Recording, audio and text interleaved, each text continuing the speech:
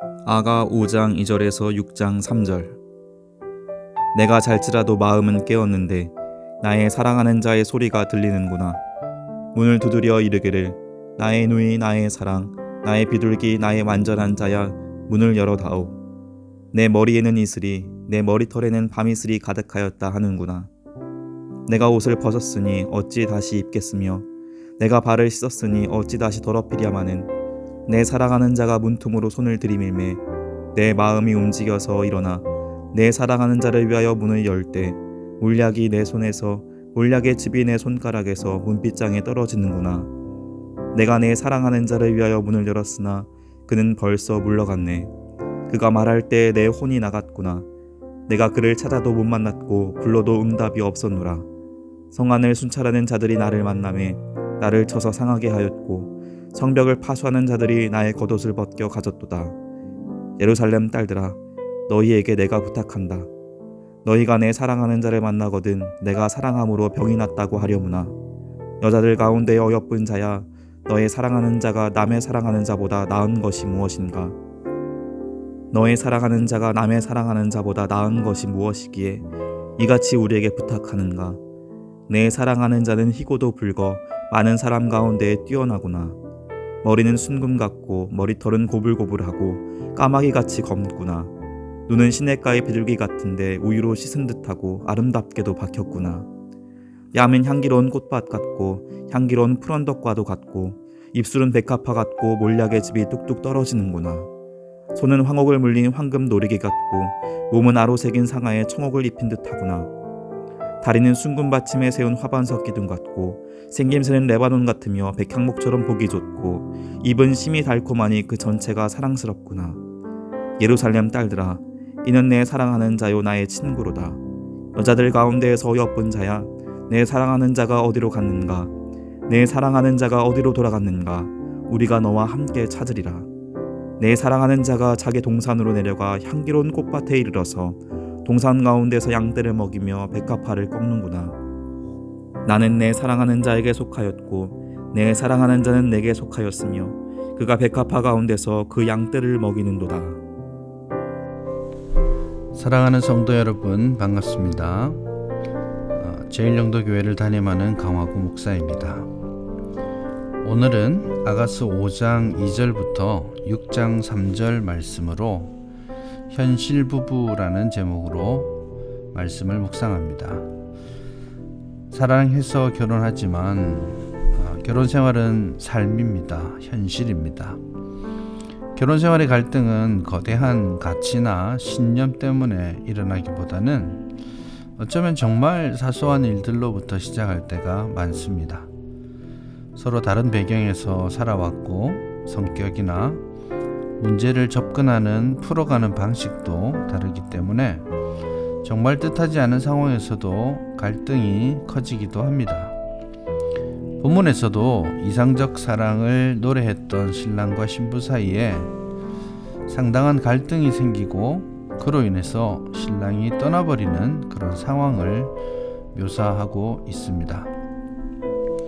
본문에서 묘사하는 이런 상황들이 실제 일어난 일인지 아니면 신부의 꿈속의 이야기인지 아니면 신랑과 신부의 신방을 묘사하는 비유적인 이야기인지 확실히 말하기는 쉽지 않습니다.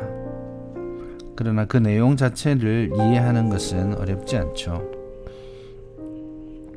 밤중에 신랑이 신부를 찾아오므로 이야기가 시작됩니다. 신랑과 신부는 참된 사랑과 하나됨을 갈망하는 마음에 변함이 없습니다. 그러나 무슨 이유인지 부부 사이에는 불협화음이 보이기 시작합니다. 신랑은 문을 두드려 이르기를 나의 누이, 나의 사랑, 나의 비둘기, 나의 완전한 자야, 문을 열어다오. 그렇게 말하죠. 온갖 수식어를 다 해서 신부를 부르고 있습니다. 여기 나오는 나의 완전한 자라는 이 표현도 단순히 신부가 도덕적으로 흠이 없다라는 것을 뜻하는 것이 아니라 신랑이 오직 신부만을 향해 온전한 마음을 헌신된 마음을 가지고 있다라는 것을 나타내는 표현입니다. 신랑의 마음이 간절한 것이죠. 문을 두드리는 그 모습도 본문에 나오는데요. 여기서 두드린다라는 표현은 굉장히 격정적으로 두드리는 것 같습니다. 마치 문을 부술 것 같은 그런 기세로 강하게 문을 열어달라고 간절한 마음으로 두드리고 있는 것입니다. 하지만 신부는 어떤 이유인지 신랑을 향해 문 열어주기를 주저하고 있습니다. 내가 옷을 벗었으니 어찌 다시 입겠으며 내가 발을 씻었으니 어찌 다시 더럽히랴. 하지만 신부는 주저하다가 문을 열어주죠. 하지만 신부가 문을 열었을 때 신랑은 이미 상처를 받고 그 현장을 떠나버린 다음이었습니다. 충격을 받은 신부는 급히 성으로 따라 나서서 신랑을 찾았지만 그를 만날 수가 없었습니다. 심지어 이번에는 성벽을 파수하는 파수꾼에게 오해를 받아서 위험에 처해지기까지 합니다. 그렇게 신체적인 위협을 받고 있음에도 불구하고 신부의 마음에는 온통 떠나버린 신랑밖에 없습니다. 여인들에게 이렇게 말하죠. 예루살렘 딸들아, 너희에게 내가 부탁한다. 너희가 내 사랑하는 자를 만나거든 내가 사랑함으로 병이 났다 하려무나. 그렇게 신랑을 찾아 헤매는 신부를 향해 예루살렘 여자들이 도대체 무엇 때문에 신랑을 그렇게 찾으려 하느냐고 물어봅니다. 아니 다른 남자들도 많을 텐데 왜 굳이 그 남자를 찾아야 하느냐라고 반문하는 것이죠. 이때 신부는 본문 10절에서부터 신랑의 아름다움을 노래합니다. 앞서 4장에서 신랑이 신부의 아름다움을 노래했죠.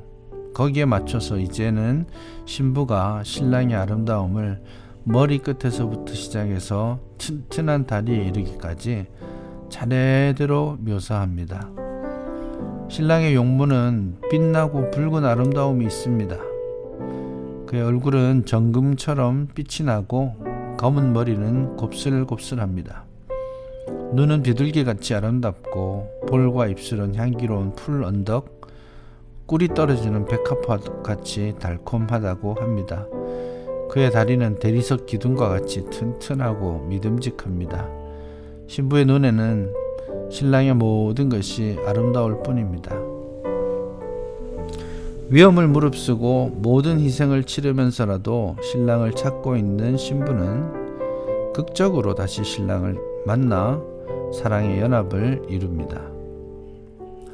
나는 내 사랑하는 자에게 속하였고 내 사랑하는 자는 내게 속하였다 라고 함께 고백하고 있죠.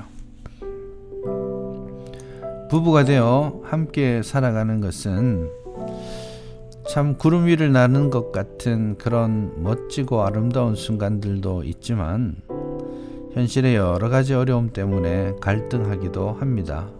때로는 오해하기도 하고요. 때로는 선한 마음으로 행한 행동조차도 왜곡되어 관계를 무너뜨릴 수도 있습니다.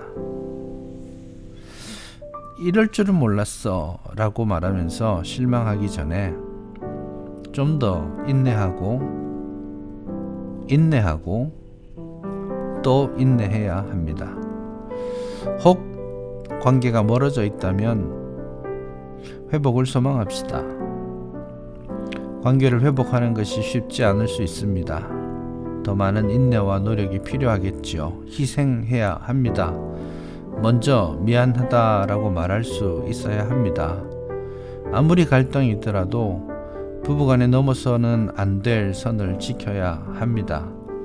무엇보다도 나보다 배우자를 더 낮게 여겨야 합니다.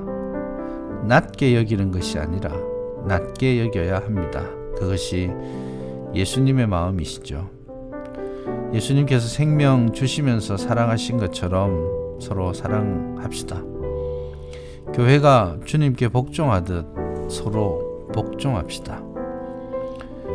본문에 나오는 신랑과 신부처럼 어려움과 위기, 심지어 물리적인 위협이 있다 할지라도 하나님이 짝집어 주신 그 관계를 끝까지 지키며 참된 사랑을 소망하고 회복시켜 갈 수 있기를 바랍니다. 주께서 주신 새 하루입니다. 오늘도 부부가 한 걸음 더 가까이 다가서 보면 어떨까요? 주 안에서 복된 하루가 되기를 바랍니다.